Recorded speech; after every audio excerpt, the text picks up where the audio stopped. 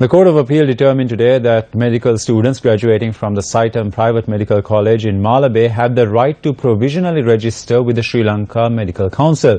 The order was issued after considering a petition filed by SAITM graduate Dilmi Kasunda Malshini Suryarachi. The case was heard before Court of Appeal President Justice Vijit Malalgoda and Justice S. Thurayraja. The petition cited the Sri Lanka Medical Council as the first respondent, SAITM as the second respondent, the Ministry of Higher Education as the third respondent, the UGC as the fifth respondent and the Ministry of Health as the sixth respondent.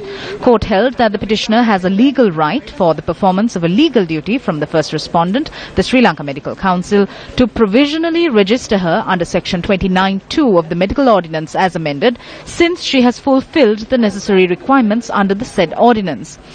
Accordingly, Court granted a writ of certiorari quashing the decision of the Sri Lanka Medical Council to refuse provisional registration to the petitioner, a writ of mandamus compelling the Sri Lanka Medical Council to register the petitioner provisionally as a medical practitioner in terms of Section 29(2) of the Medical Ordinance as amended, and a writ of prohibition preventing the Sri Lanka Medical Council from refusing to register the petitioner provisionally as a medical practitioner in terms of Section 29(2) of the Medical Ordinance as amended. President's Counsel Ramesh De Silva appeared for the petitioner, while President's Counsel Ikram Mohammed appeared for the first respondent and President's Counsel Faiz Mustafa appeared for the second respondent.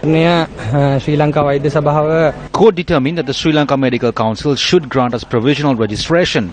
Various factions constantly levelled allegations at us, the private medical college. They slung mud at us. All of these allegations were rejected by court, where they confirmed that none of these allegations have a legal basis. This verdict is one that ensured free education for everyone in this country. A lot of our resources were taken out of the country, and now with this judgment, that money will come into the country again. Today, our children do not need to travel overseas for higher education or medical education. They can get their degree from Sri Lanka itself. As a free nation, we commend the free education which has been given to us living in this country. We see this as an important milestone. A group including state university medical students and officials of the Government Medical Officers Association were present in the court premises when the order was issued.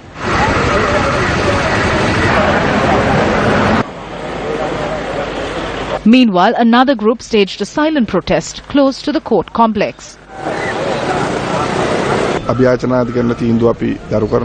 We respect the appeal court's judgment. However, as the Government Medical Officers Association, we have a criticism towards groups who do not have the required standard to provide medical services in the country's health sector.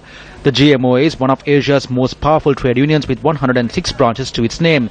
We have decided to convene an emergency central working committee meeting. This meeting will be a crucial one where several important decisions will be taken on behalf of the patients of the country.